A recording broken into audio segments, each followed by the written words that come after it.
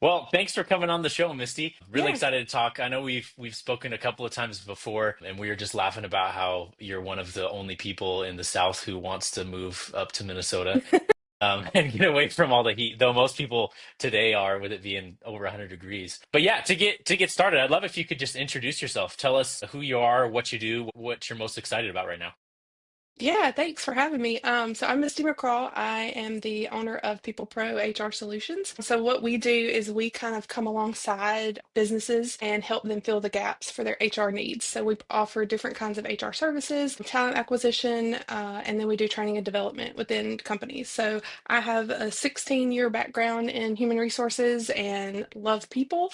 And so this just kind of felt like it was one of those things that was came natural to me and we just enjoyed doing it. So yeah. That's awesome. What's been the most exciting or challenging thing with all of that recently? Well, laws always change. So laws make it very interesting whenever it's whether it's, new people coming into office or just updates to current laws. I think last year we had several laws that like went into effect and then they got put on hold and then they were going into effect and then they weren't. And I think some of them we're still not sure if they actually went into effect or not. So yeah, laws are probably the biggest one that keeps us on the edge of our pants, but or the edge of our seats. But I think it's just, you know, part of what this conversation today is with people. And I think how companies are addressing people today is a lot different pre-COVID. And I know it's weird that 5 years later we're still having to talk about COVID, but I do think it changed a lot of how we engage, interact, and do things with the people that are on our team. So I think it's been interesting to kind of watch that evolve. What have those changes been? What's been most intriguing about that? I think the biggest one is pre-COVID. A lot of times, someone would go, they'd apply for a job, you'd review the resume, whatever that impression made on you, you may or may not would call them in to talk to them, and then, make your decisions on hiring. Where during COVID and post-COVID, it was more of employees shopping employers. And we had not seen a lot of that pre-COVID. And it was, employees essentially interviewing employers to see if they were a fit for what was really important for them, whether it be, time off or family values or culture or any of those kind of things that was really important to the employee themselves. So I think that really shifted, but it's also like the supply and demand shifted also. We went from companies that weren't really needing workers pre-COVID. I mean, things were flowing, things were going good. And then post-COVID, everyone got sent home. And then it was, okay, we need people back. And then when it was time for people to come back, it became this competition of what all can I put on the table to get a good person to come work for us. I think a lot of that had to do with, the government sent out checks for everybody. So it allowed people to not have to do certain things. I think also it just made it to where um, it kind of put it into perspective for people what was important. And I think it made employees realize that, oh, there's employers out here who offer things that really do align with what I would like to have and what my goals are. So let me go work for them versus just going anywhere and settling for something. So I think it's been interesting to see, and it's not as prevalent today, I won't say, but it's still there. I mean, it's we've started talking about employer branding. We've started talking about rewards and incentives. We sign-on bonuses became a big thing, and just how we interact and engage with our people. So it really changed kind of the hiring landscape of how we hire, how that process changed, and it made it a little more complex on the employer side. Yeah, so I spent almost all of 2021 interviewing at jobs. I Hmm. was employed at a great place, it was exciting, but I was, curious, and so probably interviewed at 40 or 50 places. But I was very picky. And I was like, cool, you Hmm. better give me a ton more money and cool stuff to do, and then Yep. I'll go. And my wife always whenever we meet somebody and they're like, well, what are one of your hobbies? She's like, oh no, interviewing. Like that's what Jacob does. He likes to interview as a hobby. And it really, I think, like you're saying, opened up in everybody's mind this idea that, oh, wait, I don't have to just settle for anywhere that's like, oh, yeah, we'll pay you. Hmm. That there's other things that matter. Yep. And I think it's been a big shift.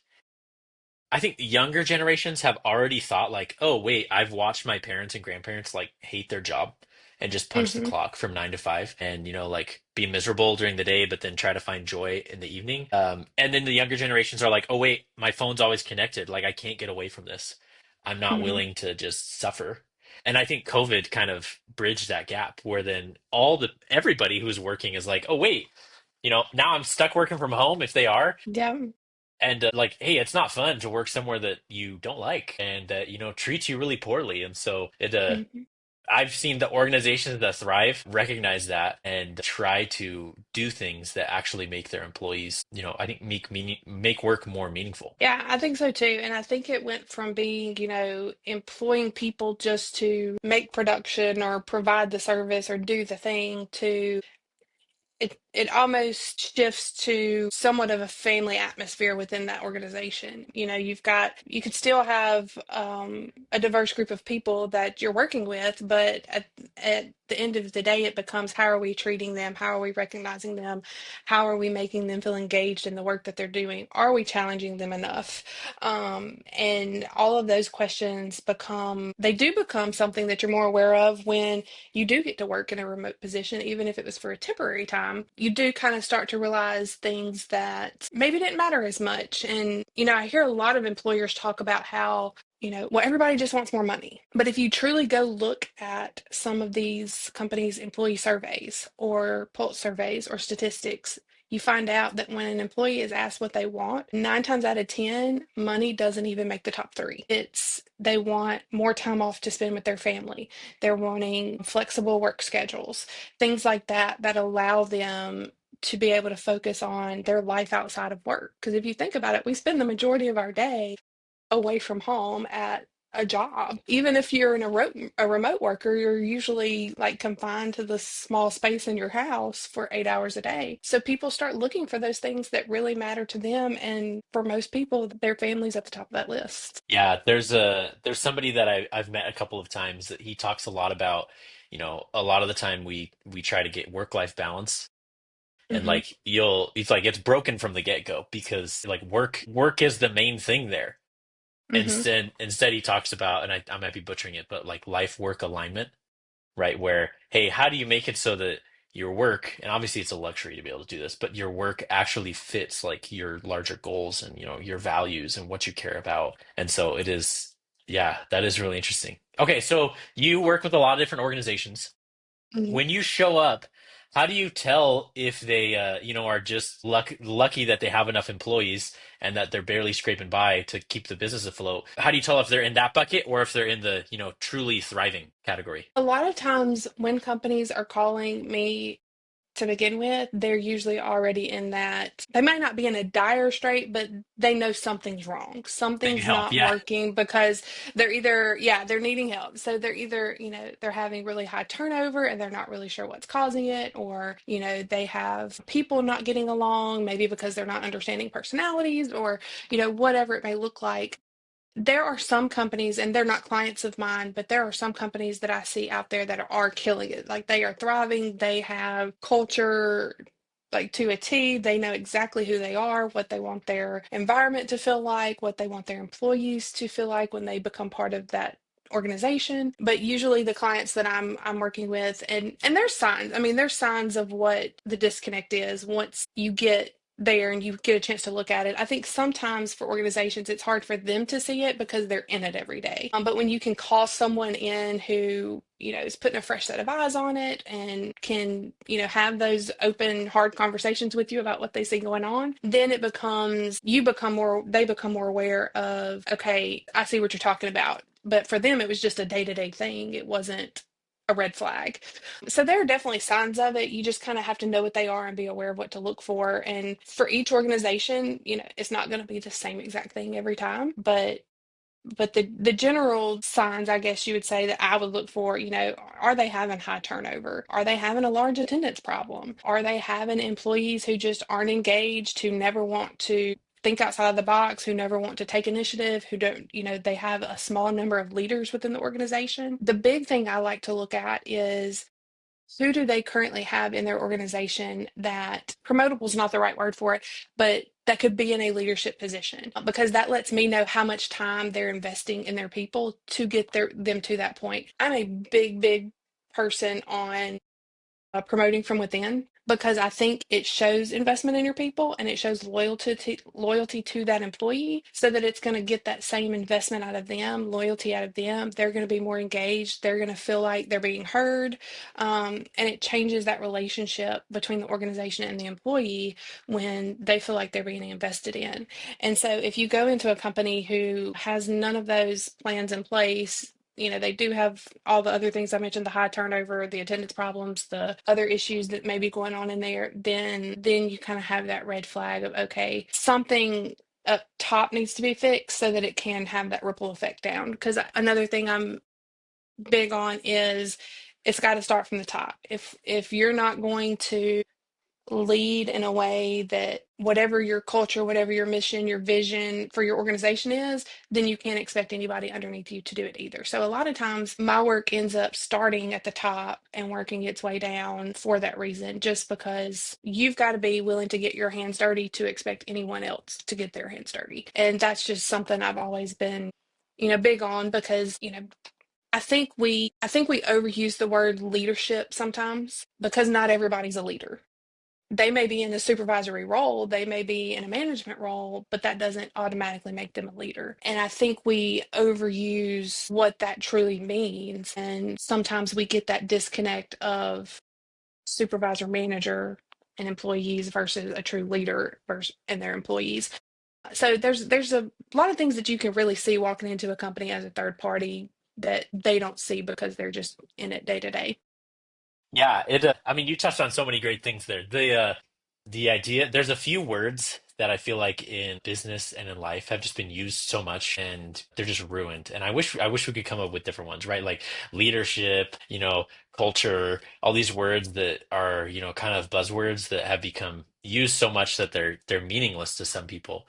But yeah, I think the idea that helping people be develop as leaders versus just like, hey, here's a career track, let's get you to a management position Mhm. is huge because really when it comes down to it, and we see this a lot where the organizations that are really thriving, they know who they are and they know what they're trying to accomplish. And that sounds really silly that there's people who don't, but there's some people out there that they're like, "Oh well, I just want to make a lot of money." And that's not bad. That's a way less powerful mission than, like, hey, let's transform the world in XYZ. Because then if your mission is, hey, let's make a lot of money, everybody else who comes on, needs to buy into that mission. And so you have to Mhm. set up the business so that everybody can make a lot of money. Whereas if it's, hey, let's change the world in XYZ way, it's a lot easier to get people engaged on a mission like that and seeing, hey, there's actually some, alignment and congruency around these values and this mission. And that can be really powerful. And I would even add to that too, kind of a third step for these companies that are thriving, their people understand their why. If you have an organization, like having a mission and vision statement is fantastic, but are you actually doing things day to day that point back to that mission and vision statement? And if your people don't understand their why, if they don't understand why they're doing what they're doing, what that big vision is that you're trying to reach as an organization, then they're not going to be engaged and they're not going to feel like they're a part of something because they don't understand. They just think they're there just to get a paycheck. But if you can get them to understand the why behind what it is that they're doing, then it changes the whole viewpoint of the employee because then they understand, okay, it's not just about a paycheck. We are changing the world. We are doing XYZ. And I'm getting to be a part of that. And so it changes their relationship with their work because that's where it brings in that meaningful piece. Like you mentioned earlier, work being more meaningful, understanding their why of what they're doing brings that meaningfulness into it. Whereas if they don't understand that, if they don't get the big picture, or if they've never been told the big picture or what their purpose is, then they're there for a paycheck and that's it. Yeah, it makes me think of so I have four kids, all girls. My oldest is 8. And I we struggle a lot to get them to, like help out and do chores. And the one thing that we've realized is that when we instead of being like, hey, go clean up the toys over there, or, clean up the living room, or like in its very kind of singular things, it's a lot harder for them to, want to do it. Whereas we're like, hey, look, we're a team. We need to take care of our house. Like this is all of our job. We do it so, like we don't lose stuff, or like, so we have a better environment for our family, then it's easier for them to recognize. And ideally, this hasn't happened a lot, but ideally then they're able to proactively see, oh, wait, you know here's something, I don't need to leave a mess. And so that's a really elementary way to view exactly what you're describing. Is Hmm. I think not only does it help people understand a why and feel like they're part of something, but the in developing leaders, a leader needs to be able to see what is the ultimate goal of what we're trying to do. Because then, if you can see that, all of the actions leading up to it, they can be proactive and do things without being told and identify opportunities. And then, ideally, in a high trust organization, those teams are able to operate making their own decisions going towards a goal and not have all this slow, like, goal. We need to go up four managers to get approval to spend $100 on something that's gonna like move us towards that direction, or to change you know, uh, process to better reflect the goal that they're trying to meet. And so I think that's super powerful. So if you show up to a company and they're struggling with that, what's like your elevator pitch on, hey, here's how you do this? And are there certain prerequisites that have to exist for that to be successful? Yeah, and I think it goes along with what you guys are doing with Hire Aligned. It's about how you're approaching it from the very beginning. We spend a lot of money as organizations on talent acquisition. And I don't think people understand the dollars that are tied to the talent acquisition piece. They don't understand that the cost that it takes to get rid of someone or have someone leave your Yeah. organization and then have to turn around and go through that process of finding a new person, train them, get them to the point of that same person. And I think what ends up happening is we're so accustomed on the front end to just asking these basic questions in these interviews of, do you have reliable transportation? Can you pass a drug screen?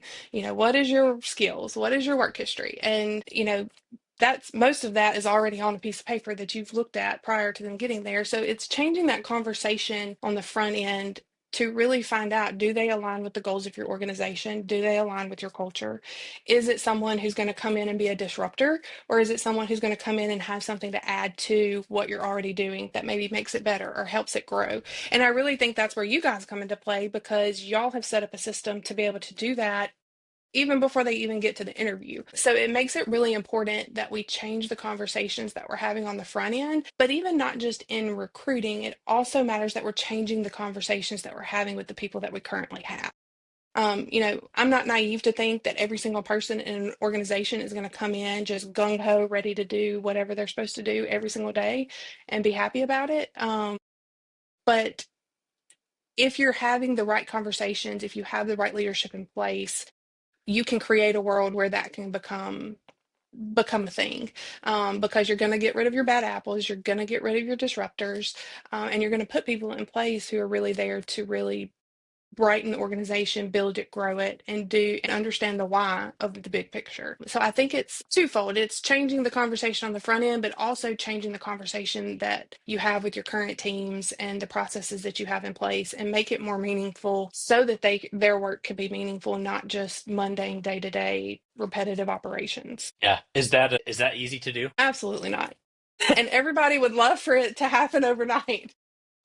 Everybody would love for it to happen overnight and just, we all sit around the campfire singing Kumbaya at the end of every day. But no, I mean, it takes work. And this kind of goes back to the top down approach of if you can't get the buy-in from the top, then it's never going to work on the bottom because if they're not invested into it, then, you know, you can't ask anybody else to be invested in it. A lot of times, and I see it more in corporations than I do small businesses, but you'll have corporations who, sit in their white ivory tower somewhere doing, what they think is best for the company. And sometimes maybe you don't even step foot in their operation that tells you, yeah, go do these things. But if they're turning around and doing something opposite or talking out of both sides of their mouth, then nobody's going to trust the process. So it really does have to be a top-down approach if you're going to change the culture of a company. It can't be, just one or two people taking it on trying to fix the world because it's not gonna, they may make some strides, but it's not going to change it completely. And it does. I mean, I would say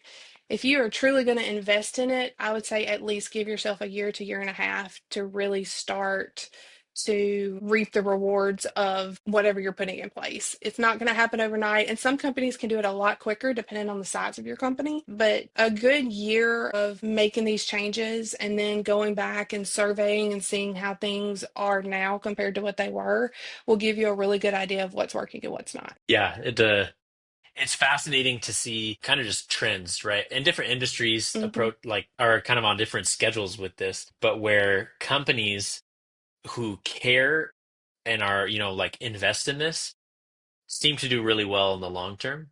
And there's some companies that do super well and don't really care about this. But I think the most powerful thing is there's not necessarily a right way to do it. The most important thing is that you're true to who you are, right? Like most people, myself included, would not thrive like at a Tesla where it's like, cool, you better sleep here on the factory floor because you're working so much, you know? Like I don't Well, and want that. I think one of the misconceptions too is that it has to be either or.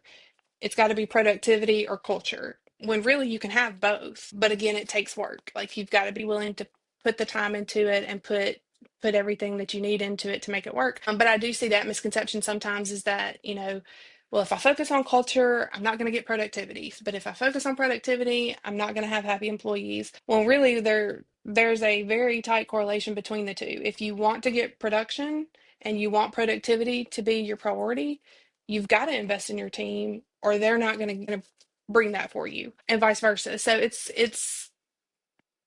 a process and it takes everybody in the organization to make it work for sure. No, that's awesome. That's way awesome. Um, well, thank you so much, Misty. This has been an awesome conversation. I'm sure we'll talk again soon Yeah, because you have lots and lots of insights with all these different companies you're working with. But yeah, thank you so much for jumping on today. absolutely. Thanks for having me.